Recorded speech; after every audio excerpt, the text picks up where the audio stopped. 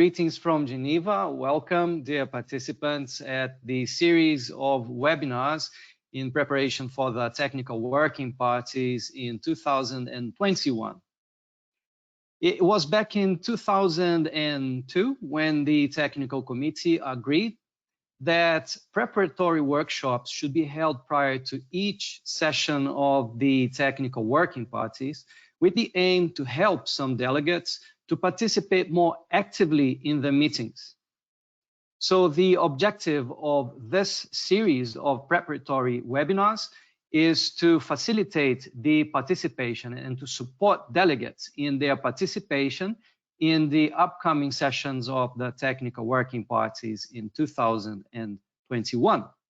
Last year, the technical committee agreed that the preparatory workshops should be organized as a series of webinars to go online. So they will be held live during this week, and they will be recorded and made available on the technical working parties website. The first part of this webinar is starting today. Here's the overview of the week. We'll have an introduction on how to organize the US examination and international cooperation. During this week, you will also have the opportunity to listen about international harmonization in the US examination, developing and using UPOV test guidelines, and using molecular markers in support of the US examination and the role of the UPOV BMT group. Good morning, good afternoon, good evening, everyone. This is Ben Rivoire speaking from Geneva, from the UPOV office. Welcome, everyone. The first part of this webinar will be about the condition for granting plant breeders' right. As you know, there are a few conditions to be fulfilled for applicants to be granted breeders' right. The first one is novelty. Novelty should be done on 1 year on their own territory or 4 years outside of the territory, 6 years in case of trees and vine. Also, the applicants need to fulfill the condition for distinctness, uniformity, stability, that's what we'll describe in a minute, and needs to have a denomination attached to the variety to complete formalities and pay the relevant fees for the selected authorities. There are no other conditions. Let's now see what are the possibilities for the DUS examination when a candidate variety is for examination for distinctness, uniformity, and stability. What are the different possibilities for authorities to organize and set up DUS examinations? Let me refer to the Article 12 of the UPOV Convention on the 1991 Act that explain in details exactly what are the possible testing arrangements for DUS examination. Article 12 say that in the course of the examination, the authority, so that means the one doing the conduction of the examination, may grow the variety or carry out necessary tests. So that means that the authority in charge selected may conduct growing trial or other tests, may cause the growing of the variety or the carrying out of other necessary tests, meaning that the authority may organize the examination himself or arrange for other parties to conduct the growing trials or other tests. That might be with any other independent institute. That might be with breeder, with the applicant. That's cooperation with breeders. We'll explain that in a minute. And that could be also in cooperation and organization with a group of breeders or applicant.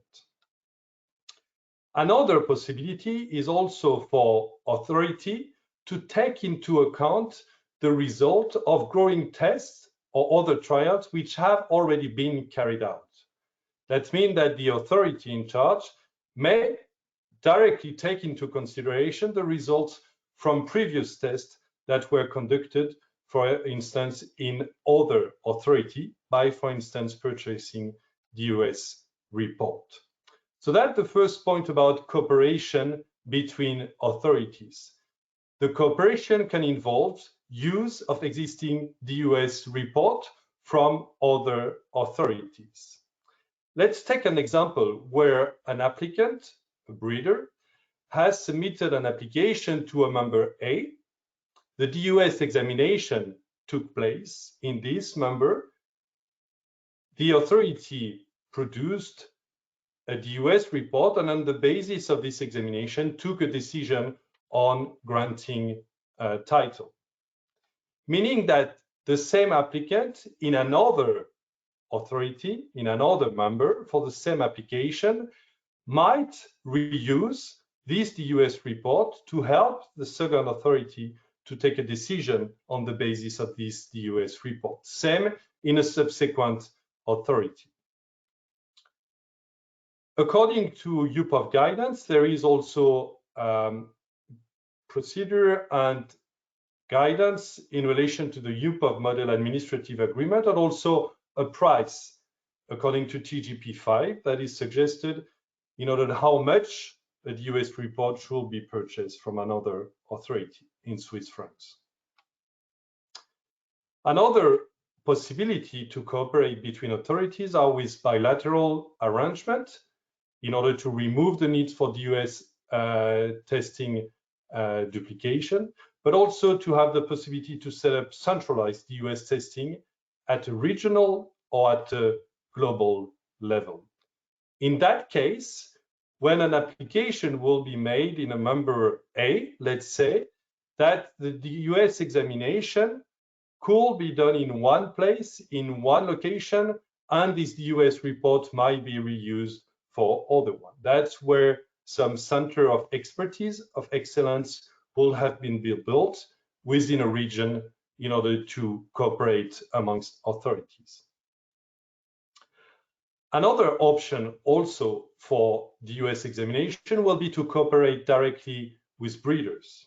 And this could be relevant in some cases in order to maximize the use of all information available, minimize the time for DUS examination, provide access to breeders' resources as specialist resources.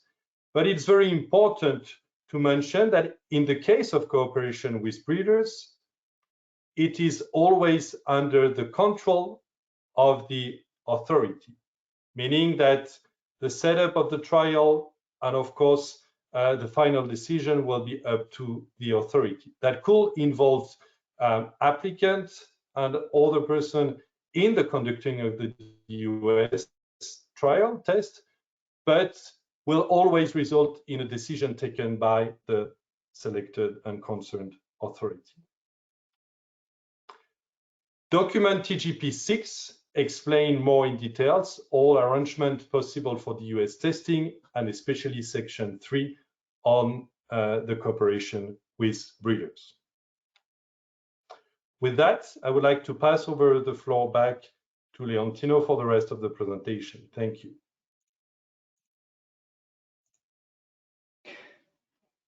Thank you, Ben.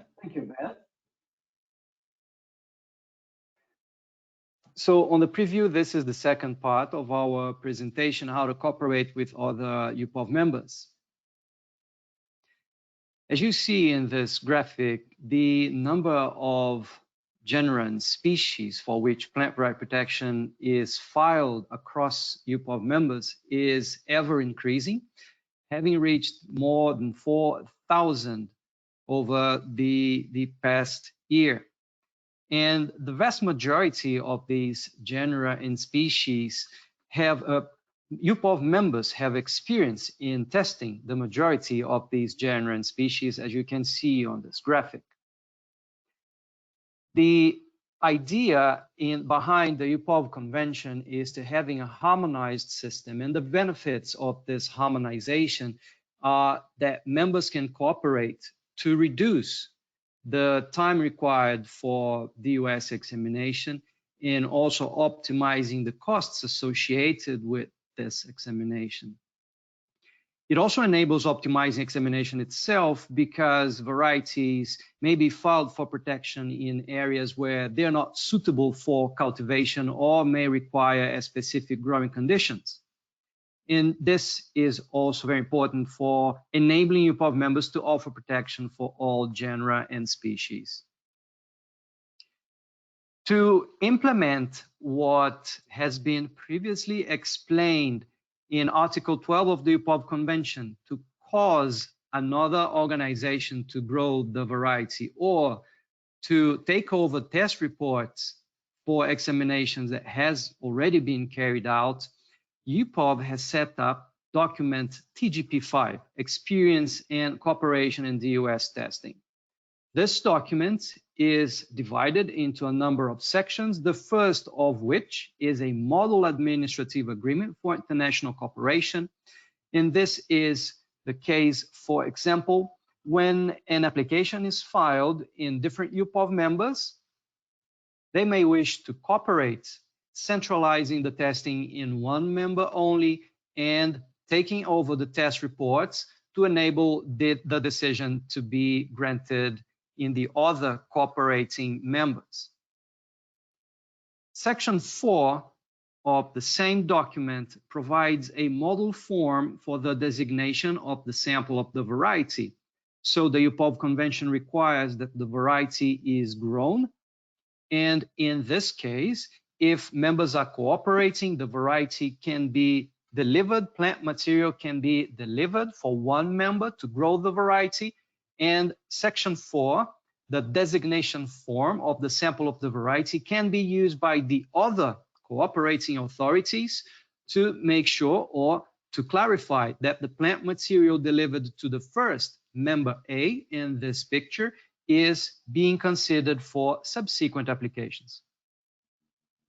Section 5, model request for examination results, and UPOV answered to the request for examination results. So here the models are set for requesting and responding to a request in case of cooperation in examination. Also, a report on technical examination and the variety description. This is for reporting the outcomes of the US examination and also for sharing information about the variety description after the completion of examination. Section 7 provides a model of an interim report on technical examination, such as it may be the case for those crops that take many years until completion of examination. Sections 8 and 9 provide a list on members that are cooperating in the US examination and also a list of genera and species for which members have practical experience. These documents have been converted and the information is available in UPOV databases, notably the GENIE database, which will be explained later on in this webinar. Another document is document TGP6, Arrangements for DUS Testing. In this document, there is a series of arrangements for cooperating in DUS testing and for conducting DUS examination, as explained by UPOV members. This is also part of this webinar and will be illustrated by the panelists towards the end of this webinar. If you would like to access any of these documents, they're available from the UPOV website, and you can see the collection of documents under UPOV system TGP documents. So with this, I would like to pass the floor on to Mr. Manabu Suzuki. Please, Manabu, you have the floor.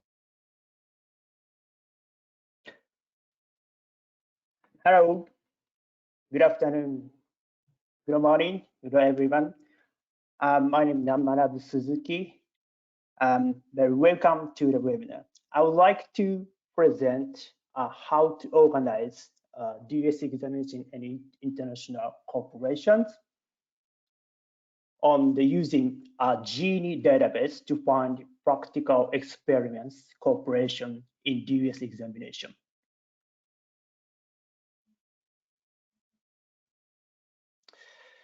So we understand cooperation discrimination between authorities provide benefits of UPOV members, but how to find the authority to cooperate? Now we have GENIE database that contains information on cooperation DSC examination. This is our website for the GENIE database. The GENIE database has been developed to provide online information genre and species in relation to cooperation examination, protection offered by UPOV members, experiments in DS testing, and the existence of UPOV test guidelines. If you wish to have information on cooperation examination roles between the members, you can search by botanical name, Rosa, or UPOV code, ROSAA. If you click on the tab, DS guidance and cooperation, you can see the cooperation in DS examination as below.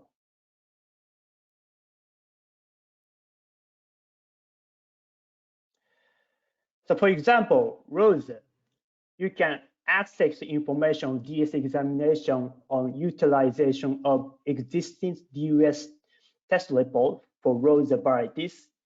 You can see now information that the Australia, Brazil, Canada, and South Africa provides copies of existing DS reports to any member with some exceptional conditions.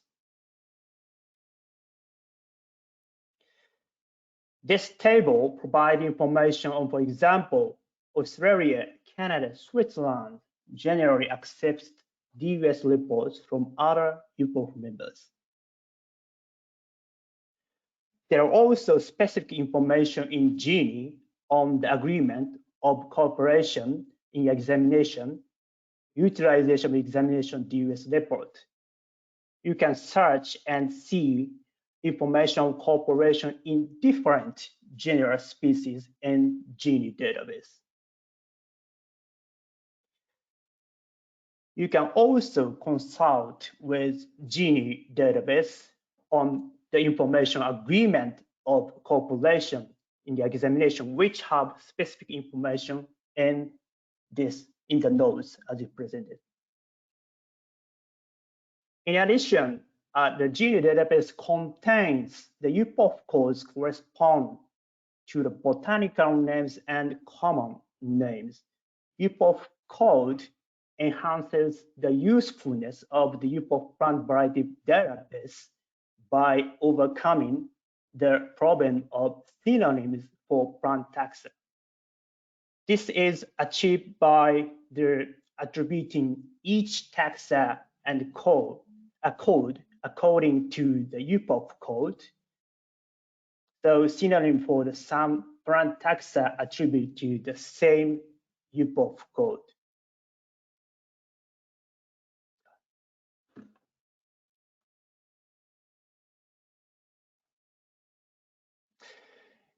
And now you have on how to find the possible authorities to cooperate with.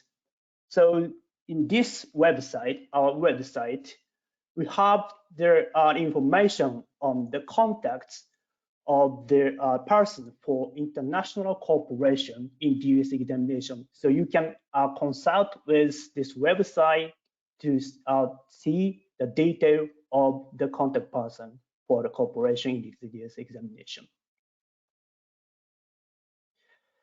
Now you can see the cooperation is a key benefits UPOV membership. So thank you so much for the listening. And I'd like to pass on the floor to back to Rael. Thank you. Thank you, Manabu. As you see on the preview, the next part of this webinar is going to be a panel discussion. At this point, I'd like to invite our colleagues, dear panelists, to switch on your cameras to greet participants. We have here with us representatives from the Plant Variety Protection Authorities from Canada, Switzerland, Kenya, and Japan. We're going to invite the panelists to share some of their experience in how they cooperate with other UPOV members in organizing DOS examination in their contexts, and also to share a few examples if they would like to. So we would like to invite first Mr. Anthony Parker from Canada. Please, Anthony, you have the floor. Great, thank you, Leontino. Can everyone hear me? Yes. Yes, we can hear you. Okay, perfect. Well, good morning, good afternoon, and good evening, everyone, and thank you to the UPOV office for extending an invitation to talk a little bit about how we do DUS examination in Canada. And when I begin, I'd like to just remind participants that Ben Rivoire outlined 3 different methods under Article 12 by which members can conduct DUS testing. The first was the authority grows the trial itself, can cause the growing of that variety by someone else, typically the breeder, or it can take into account the results of growing the tests and trials that have been conducted by another UPOV member country. So in Canada, we elect to employ the last 2. We have what is called a breeder-run testing system, and we will also take into account the results that have been grown by other UPOV member countries. I think before I launch into talking about the details of those, I think it's important to understand a little bit of our history and why we developed those 2 systems. The first part is Canada became a member of UPOV in the early 1990s, and the government was under pressure and austerity measures. So when they introduced the law, essentially they told the office, you're going to have to operate on a cost recovery basis. So right away, making large investments in infrastructure to support centralized testing was just not an option for Canada. Plus, we're a very large country. We have 12 agroclimatic zones. Setting up DUS testing stations in each one of those zones to capture all the crops that are grown in Canada would also be, from a monetary perspective, very cost prohibitive. So right now as an office, we generate about $1 million Canadian revenue. That's about $800,000 US and about 660,000 euros. And that's as much as that covers our costs for doing all the activities of the office, including going out to do DUS examination. So it's a very efficient system, and I'll tell you a little bit about how it works. So we provide strict instructions to the breeders, including test guidelines and information on how to grow their trials. The breeder grows those trials at their location. Or we've even had the emergence of small businesses that do DUS trialing and coordination on behalf of the various applicants. So I'll talk about the first example is most of the agricultural crops in Canada are bred in Canada. There are breeding stations, research stations all across the country. So those breeders tend to elect to grow the trial themselves. We are in close contact with those breeders. And when the trial is ready for examination, we come out, officers from my office go out and do those examinations across the country. And we compare the information that has been obtained by the breeder collecting the information, as well as the information by our office. And as Ben and Leontino have said, ultimately that decision resides with the office, whether or not it has met the conditions of DUS to grant rights. We've also had small companies start up that specialize in DUS testing. We have 2 in the ornamental sector who generally do the DUS testing on behalf of most of the major ornamental companies, breeding companies internationally. We have also ones that specialize in fruit tree as well as berry fruit. So it's actually created some business opportunities. And again, the same rules apply. We provide strict instruction on how the trials will be conducted in accordance to UPOV testing protocols. And when the trial is ready to be examined, our examiners will come from our office and conduct the examination, and we also compare that with the information collected by the breeders. So finally, we also realize that it's in our advantage to make it as easy as possible to have new genetics, new varieties come into Canada. So we will accept foreign DUS test reports as well.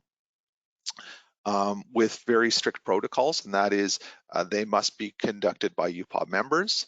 They must be conducted in accordance to UPOV testing protocols. So in terms of what we see, well, most agricultural crops will be grown and tested in Canada. About 50% of the ornamental varieties will be DUS takeovers from other UPOV member countries. About 50% will be grown in Canada. Almost 100% of vegetable crops in Canada will be DUS test reports taken over from other countries and not grown in Canada. From our perspective, the system works very well. It has inherent flexibility. You have the choice. If you want to do the DUS test in Canada, you can do that. If you don't, we will accept a takeover from another country with those provisos. So we get access to both genetics that are bred domestically in Canada, but also internationally. We also, as was mentioned in the presentation, we also furnish DUS test reports to other countries. They just have to be a UPOV member country. It has to be for the purposes of plant variety rights, and we will furnish those test reports free of charge. So thank you very much for the opportunity to speak with you, and I look forward to hearing questions from you and also hearing my fellow panelists as well. Thank you, Anthony. We would like to invite our next panelist, Ms. Manuela Brandt from Switzerland. Please, Manuela, you have the floor. Yes, thank you. I have a little presentation, and it's a pleasure for sharing with you our practical experience in DUS testing. Following the presentation of the UPOV, I would like to show you exactly where we use the GGP models from forms in practical work.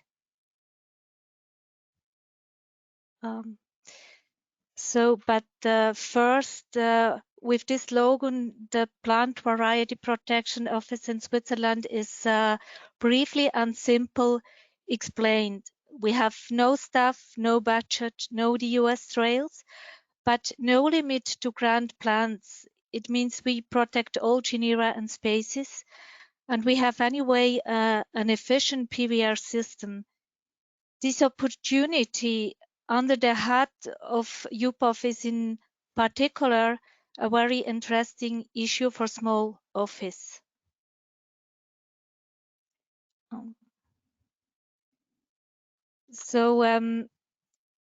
All titles of plant variety protection in Switzerland are granted exclusively on the basis of DUS test reports purchased from other UPOV members. There is the possibility to take over an already existing variety test or to order a DUS examination that was Ben and Leontino has explained before. In both cases, takeover and the new DUS test, I guess the magic words are shopping and trust. We trust. We do accept the results of exam, and there is no more control in Switzerland. I repeat, this is opportunity under the head of UPOV is in particular a very interesting issue for small office. So the requirements for a request is a form, and in this matter, it's very helpful to use the DGP model documents. And this figure looks like was Leontino has explained before. It's the DGP5. This figure is intended to show you how the DGP could be used in daily business. On the left side, the UPOV model form, and on the right, the modified US request from form of Switzerland based on the DGP. And also this figure you have seen before. If we have to organize the DUS ourselves, the GENIE database help us to find a suitable testing authority. The GENIE base database is for me one of the best improvements because it makes the members of UPOV to a multilateral tool.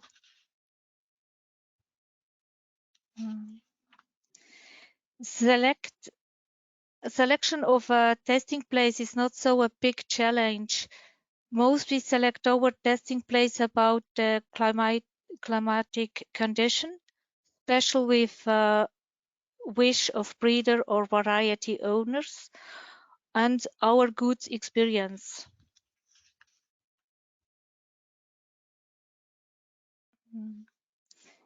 But unfortunately, every good system has also weak points. So let me talk more about this weakness in our system. Most of the time, we don't get clear information in the application for the DUS exams.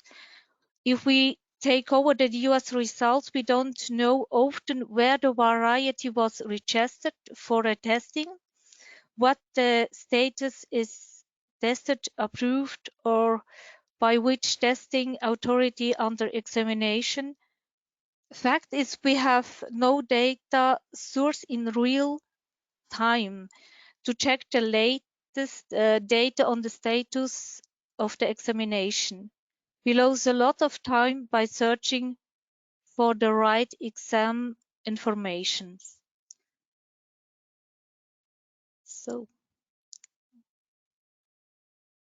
So thank you for your attention. Thank you, Manuela. And thank you for this presentation and also highlighting our improvement points. We would like now to invite Mr. Simon Mania from Kenya to switch on your camera and take on the floor, please. Please, Simon, you have the floor. Yes, thank you, Leontino. Good morning, good afternoon, good evening to everyone. I will also be talking briefly just to add to what Leontino and Ben have just shared our experience in US examination and international cooperation. Of course, Kenya is a member of UPOV under the 1991 Act, which we acceded in 2016, but first became members in 1999 under the 1978 Convention. And of course, as mentioned, it has been shared by Anthony, and we basically have the same style following the UPOV Convention that during US examination, we have where we do the growing test, and mainly this applies to the annual crops, for example, corn, beans, wheat, oats, barley, and so on. Then we have the on-site examination where we are using the breeders' fields. And this one we do mostly on the perennial crops. For example, the tree crops are coffee, tea, sugarcane, pyrethrum. Those are the main commercial crops where we use the breeders' fields because of the convenience and what it takes to set up a DUS test. And of course, we have the aspect of the international cooperation, where we take over DUS reports from UPOV members who have registered the varieties And we usually undertake this for ornamentals, which form the bulk of our DOS applications, even for tree crops, for example, avocado and other vegetatively propagated species. In the recent years, we have been taking over reports for potato, especially from the Netherlands and the United Kingdom, and I think of late we have some coming from France, and of course the CPBO. So how are we going about the takeover of DOS reports and our cooperation and exchange of DOS tests? TEFIs are signed cooperation agreements with a number of UPOV members, such as EU, the European Union, the Netherlands, Israel, New Zealand, South Africa, Japan, Korea, and Germany. But that does not mean that we cannot take over from other members with whom we have not signed the agreements. Basically, would accept DOS reports from UPOV members. Particularly for Japan and Korea, the agreement says that reports will be shared at no cost. And for other authorities, usually once we are ready for the DOS examination, we usually notify the applicant to make direct payments. We communicate with the authority in the respective country, and we ask the applicant to make the payment. And once the payment is made, then the authority shares with us the DOS reports. In the region, we also are sharing DOS reports, especially with COMESA. COMESA is not part of UPOV, but they have a seed system mainly for purposes of listing or varieties in the catalog. So we share with them DOS reports. And of course, we have Tanzania, which is a member. They have been taking over some of our DOS reports. And in addition to sharing of DOS reports, we have sharing of experiences. One of the things we have done at the international cooperation is share experiences with other authorities, especially in the approaches in DOS testing. For example, we had a case of limonium where we needed to undertake testing of an EDV, and we had discussions with the authorities who have had experiences with such, and were able to come up with a way. The easy thing for us was that the parent variety was not protected in Kenya, so we treated the EDV as a new variety, and that we were able to share experiences, especially with the European Union.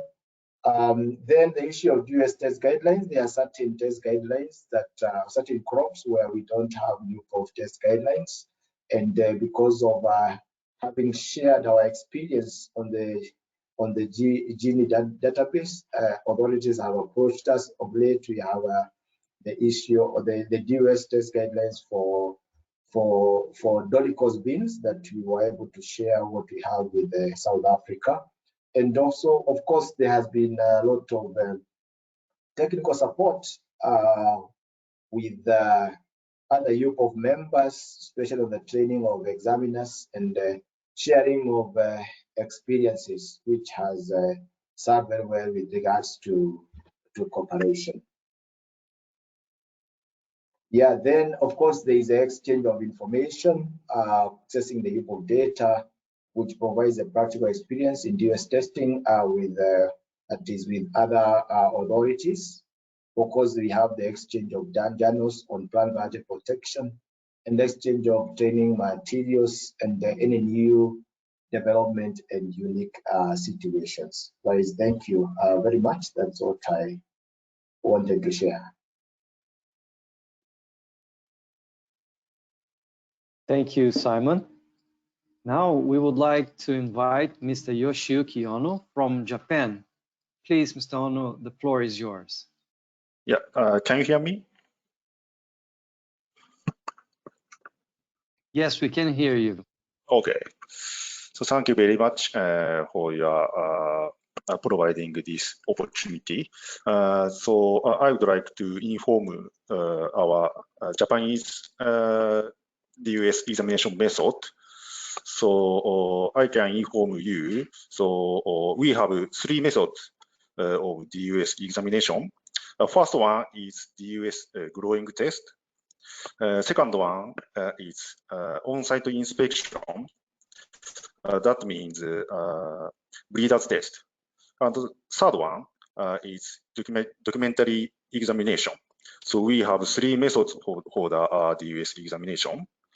So all methods for the DUS examination mentioned by our PVP and SHIELD Act.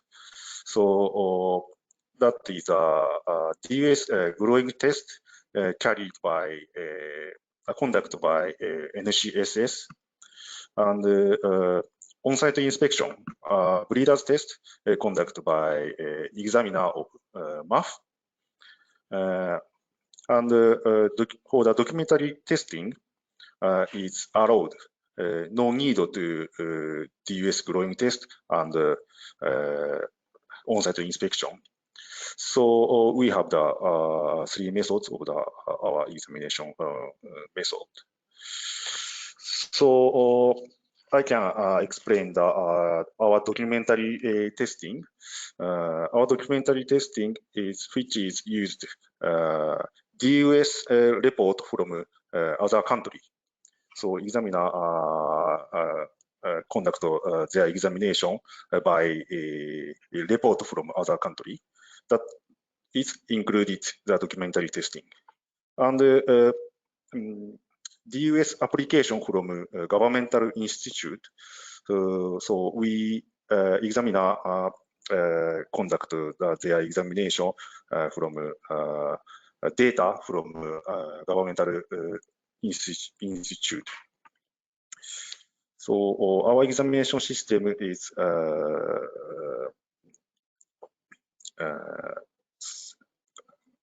our examination system have the 3 methods based on our PVP Act. So for the cooperation between authorities, Japan provide the DUS report to other country by a request from the other countries. So recently we provide the 40 report per year to other country. So and so recently we use only 2 report from other country to our DUS examination. And also our other DUS collaboration, I can explain the NACTIMBO and from the Netherlands and NCSS have agreement to harmonize to DUS technique. That is they establish the DUS testing manual between the Netherlands and Japan. This is I think this is a unique collaboration to the DUS examination. So my explanation is finished. Thank you very much for your attention. Thank you. Thank you, Mr. On. I would like to thank the attendees, thank very much the panelists for taking the time and sharing your experiences with us.